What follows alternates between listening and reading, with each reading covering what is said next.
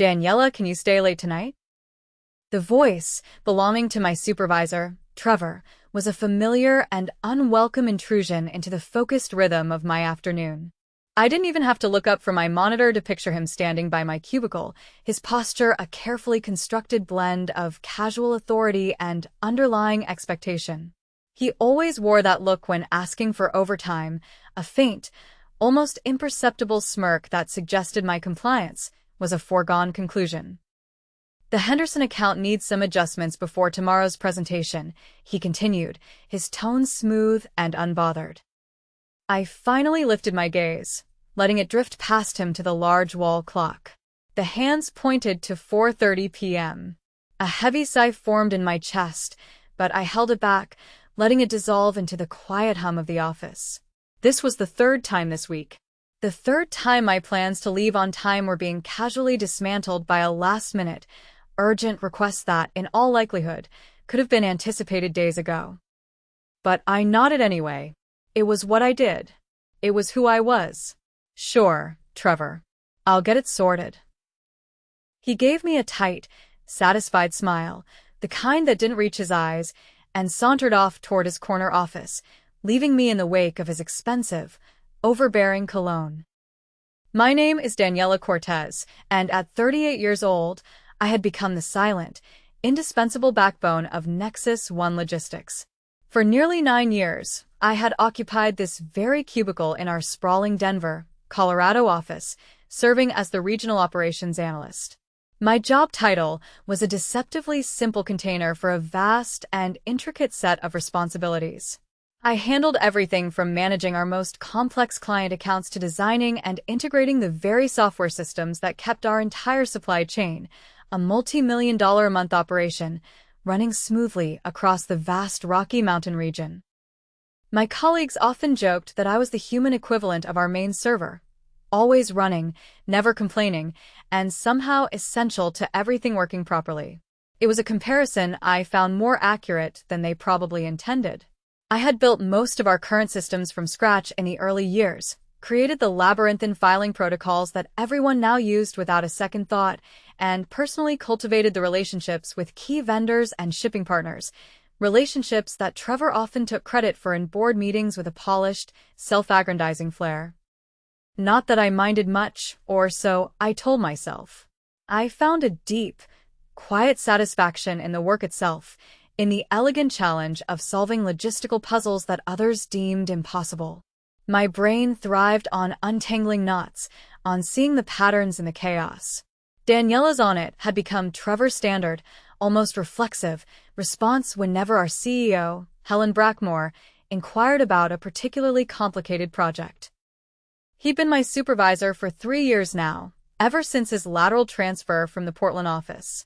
At 41, he possessed a freshly minted MBA from a respectable, but not top-tier, university and an inflated sense of his own importance that seemed to be a standard-issue accessory with a degree. He dressed in sharply tailored suits that were a size too tight and spoke in a cascade of business school jargon that often obscured rather than clarified his meaning. He relied on me more than he would ever admit, a dependency that was our unspoken, fragile contract. I did the work. He took the credit. In return, I had job security and the freedom to do what I did best without the burden of office politics. I pulled up the Henderson files, the familiar grid of spreadsheets and delivery manifests filling my screen. The office, once buzzing with the low murmur of late-afternoon productivity, was beginning to empty. The sounds of keyboards being tapped were replaced by the friendly chatter of goodbyes and the rustle of coats being pulled from the backs of chairs. Soon, I was one of the few left, bathed in the sterile fluorescent glow of the overhead lights. As I delved into the data, my phone buzzed on the corner of my desk. I glanced at the screen, my heart giving a small, painful lurch. It was a text from my mother. "Grandpa Elias is asking for you again. The doctors say it might be soon." I stared at the message, the crisp, black and white numbers on the spreadsheet blurring into a meaningless gray. A familiar, cold knot formed in the pit of my stomach, a knot of grief and guilt that had been tightening for months. My grandfather, Elias Cortez, was 87 years old and had been battling a degenerative lung disease for what felt like an eternity.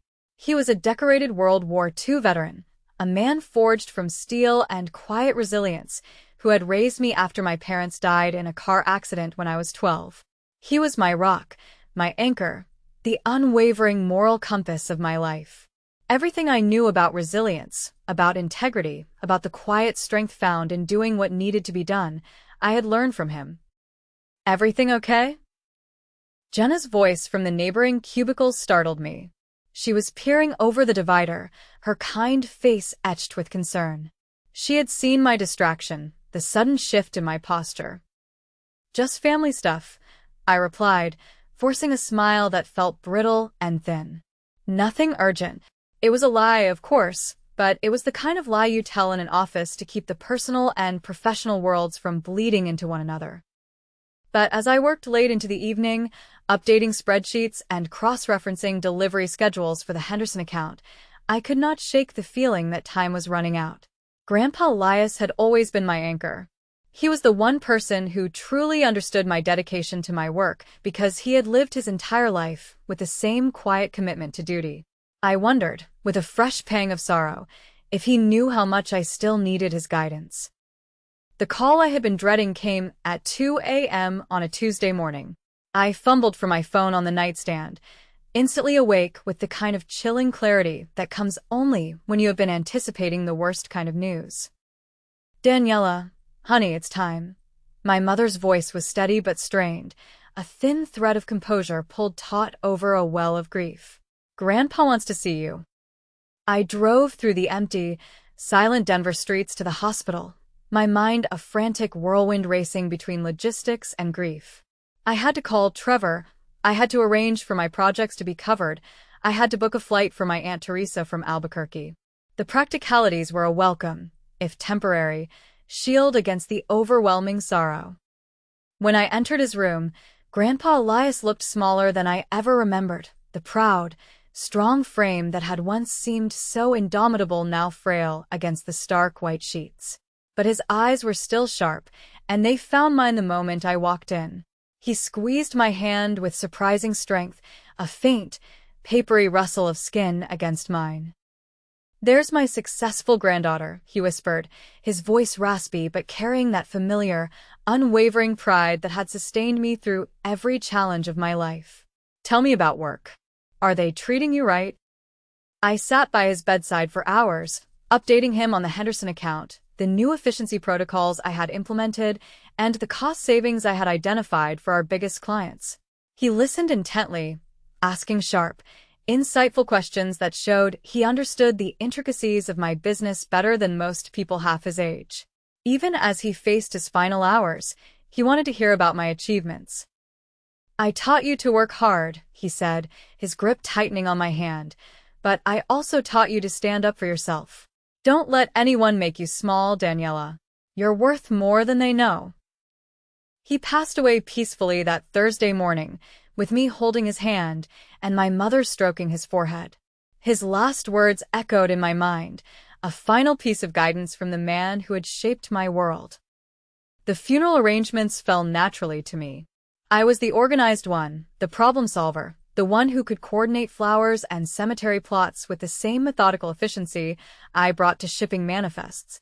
I spent the next morning on the phone with Trevor. "I need to request bereavement leave," I said, my voice hoarse but professional. There was a pause on the other end of the line. "How much time are you talking about?"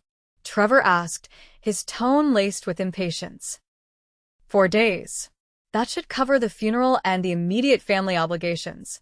I've already prepared detailed notes for all my pending projects and recorded a few tutorial videos for the more complex procedures on the Henderson integration. Everything is covered. There will be minimal disruption. I had stayed at the office until 8 the previous night, ensuring my absence would be seamless. It was my professional creed.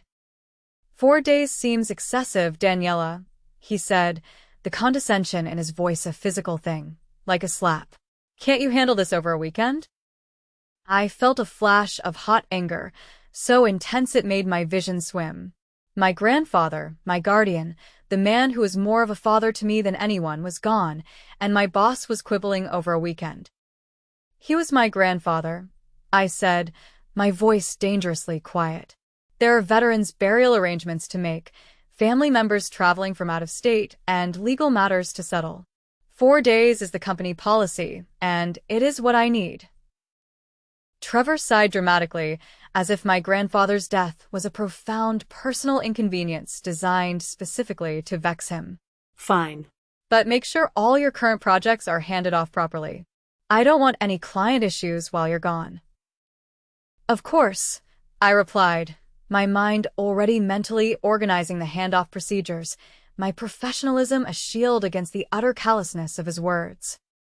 The funeral was everything Grandpa Elias would have wanted, dignified, with full military honors at Fort Logan National Cemetery, and surrounded by people whose lives he had touched. I stood beside his casket, listening to the 3-volley salute echo across the vast Colorado plains, feeling proud and heartbroken in equal measure. My cousin Miguel flew in from Phoenix, and my Aunt Teresa came from Albuquerque.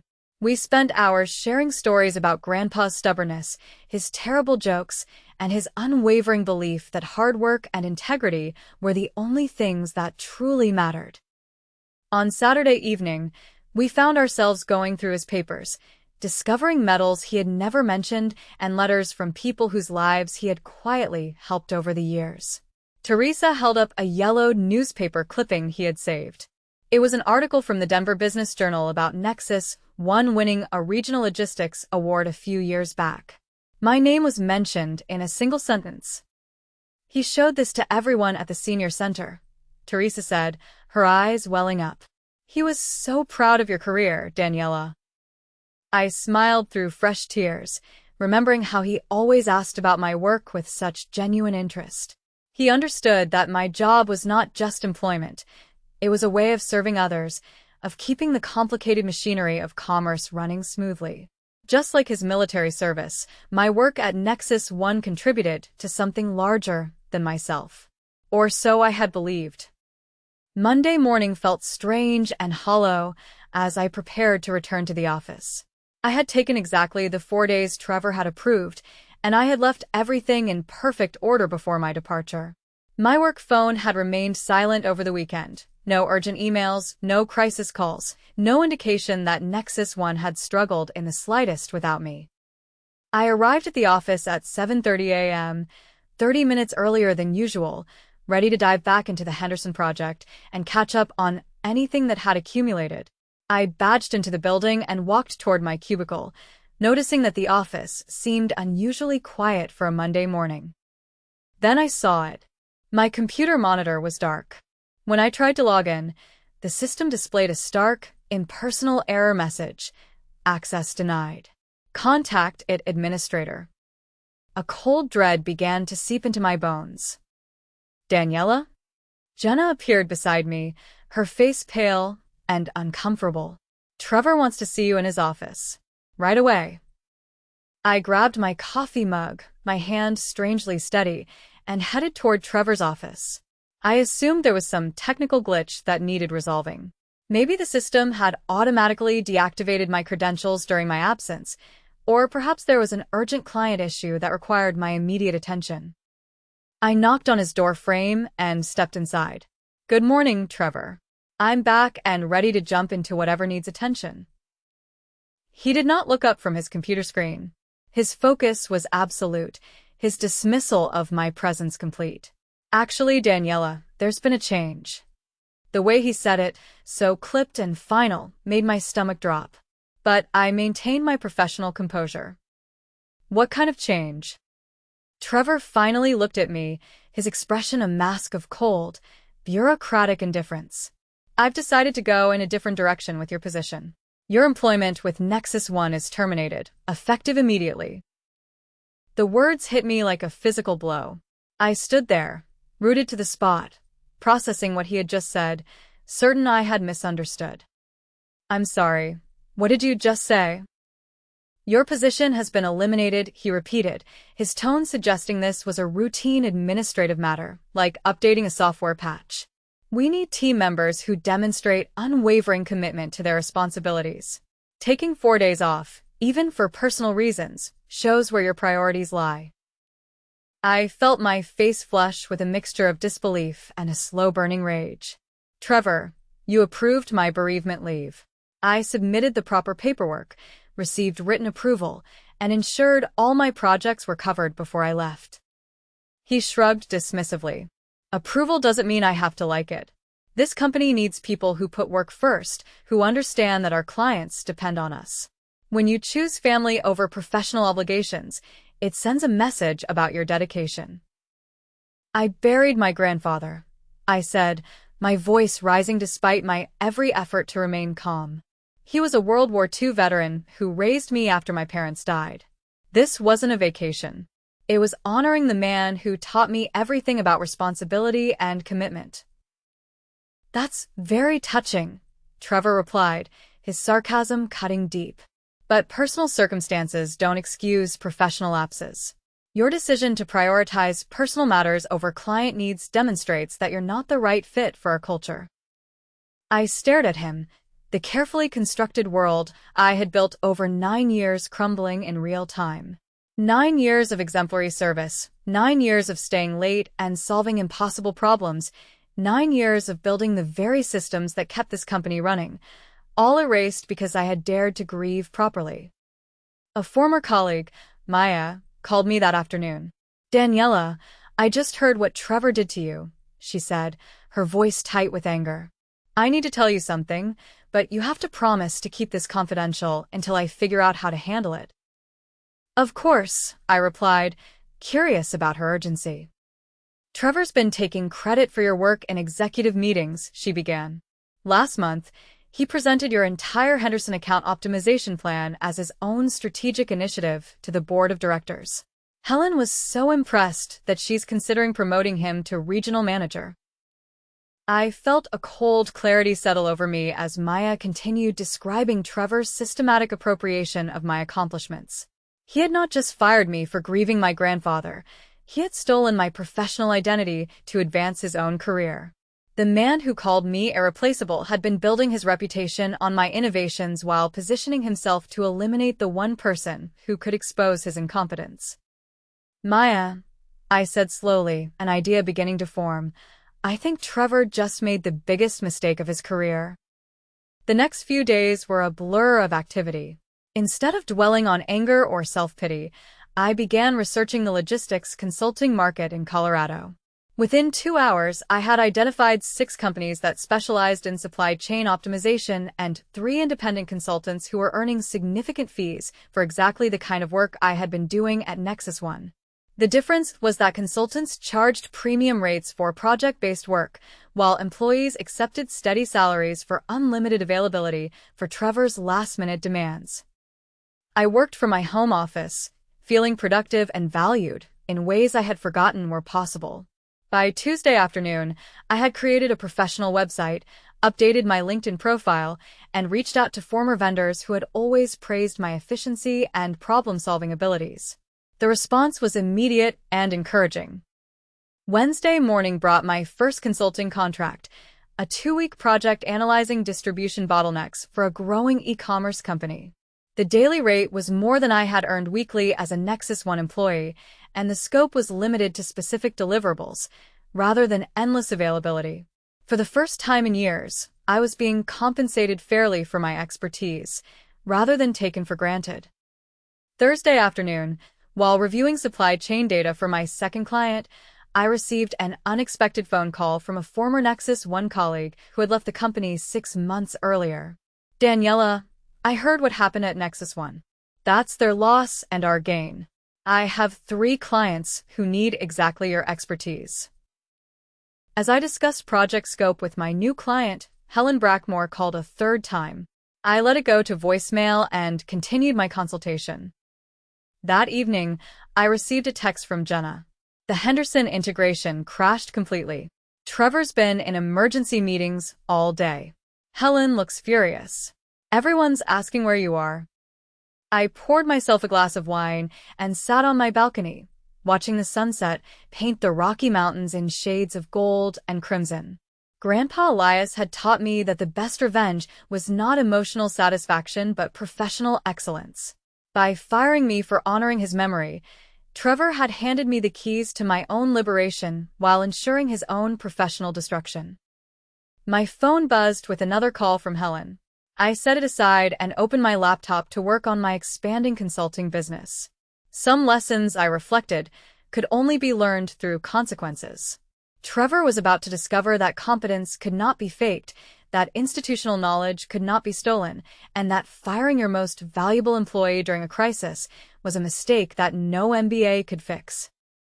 Monday morning brought the call I had been expecting. Helen Brackmore's voice was strained but professional when I finally answered at 10 a.m. after letting her wait through 3 previous attempts. "Daniela, thank you for taking my call," she began, her usual executive confidence replaced by barely controlled desperation. "I need to discuss a critical situation with you."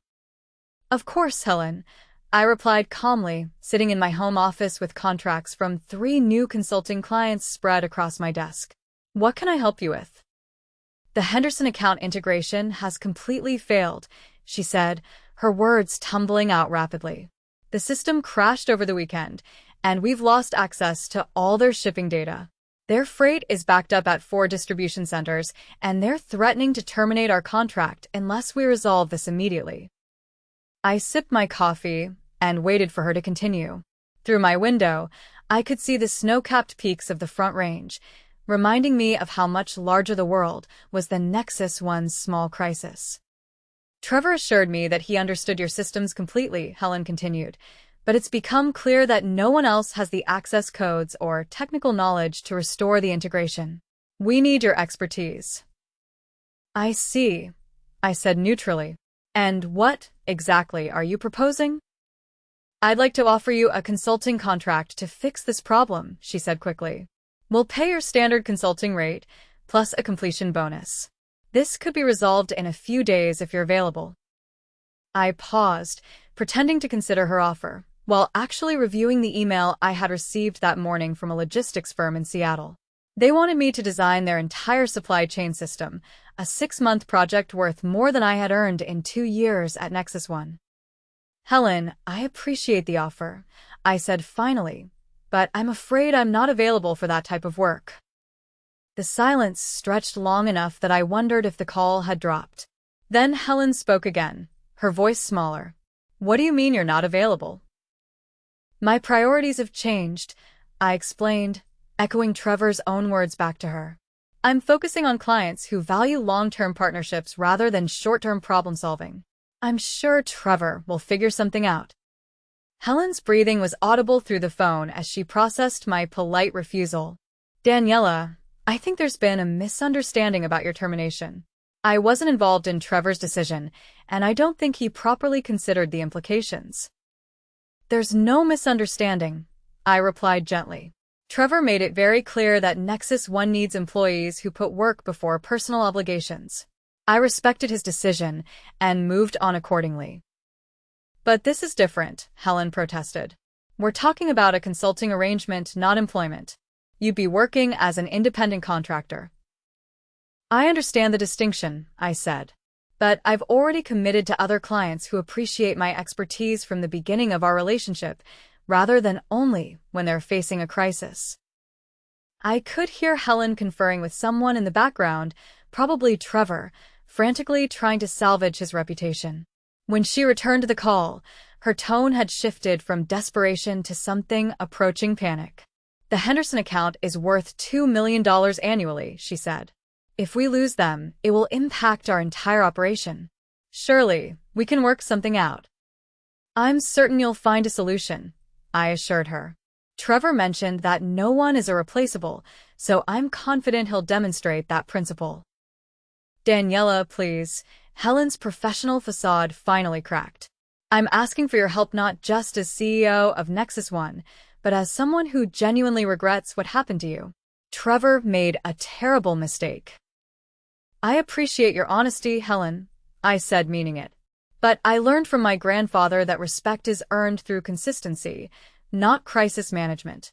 When someone shows you who they really are, it's wise to believe them." I could hear papers shuffling and muffled voices as Helen struggled to find some argument that might change my mind. There was nothing she could say that would repair the damage Trevor had caused, and we both knew it. "I have to respect your decision," she said finally, defeat evident in her voice. "But if you change your mind—" "I won't," I assured her. "But I wish you the best in resolving this situation." After ending the call, I returned to my consulting work, feeling the quiet satisfaction that comes from professional validation. My new clients valued my expertise enough to plan projects around my availability, to seek my input during the planning phase, rather than only when their systems failed. That afternoon, Jenna texted me an update. Henderson account officially terminated their contract. Trevor's been called into emergency meetings with the board. Word is he might be demoted or worse. I did not reply to her message, but I felt a deep sense of completion. Grandpa Elias had taught me that justice was not about punishment, but about natural consequences.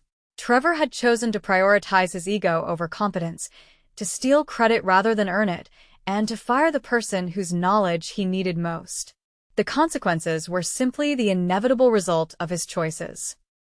By the time November snow began falling on Denver, Trevor had been quietly transferred to a junior position in Nexus, one's struggling Phoenix office.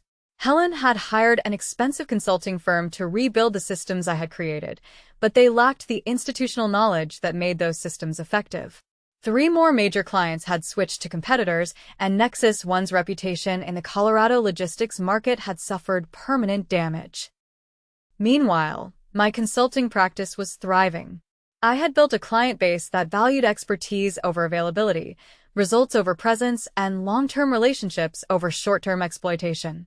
Most importantly, I had honored my grandfather's memory by demonstrating that dignity and competence were more powerful than desperation and deception. Sometimes, the best revenge was simply being excellent at what you do, while allowing others to face the consequences of their own poor judgment. As I reflected on my journey from devoted employee to independent consultant, I realized that losing my job at Nexus One had been the greatest professional gift I could have received.